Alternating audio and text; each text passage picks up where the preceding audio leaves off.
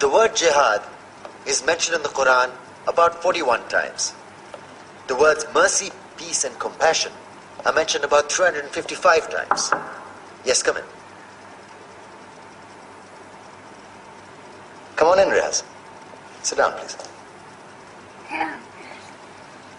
Contrary to popular belief in most Western cultures, Islam is a religion that preaches peace and tolerance.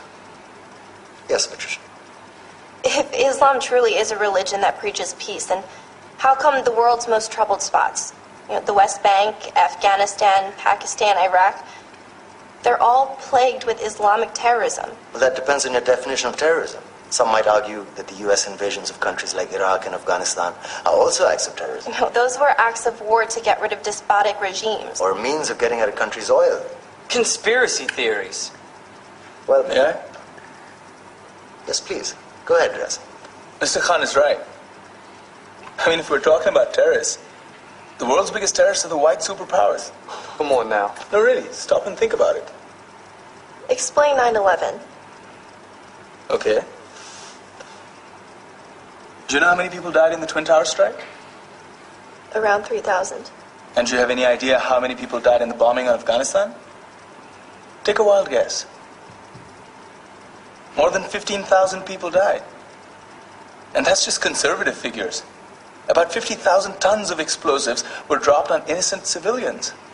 Men, women, children. Yeah, but that was because of the Taliban. Now that you brought it up, did you know that the Taliban was a creation of the CIA to fight the Russians? Whatever. They were still harboring terrorists. Yeah, right. Terrorists that were never found. Just like the weapons of mass destruction that were never found in Iraq. Do you want to get into the death toll in Iraq? 500,000 civilians and counting. And what do Britain and America say when they don't find these weapons? It's simple. They just say sorry.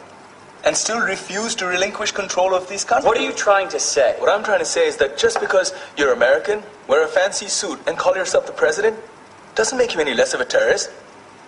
I'm saying that if you don't stop meddling in other people's countries, you will face a backlash. If Muslims like you feel that way, then why don't you get out of our country?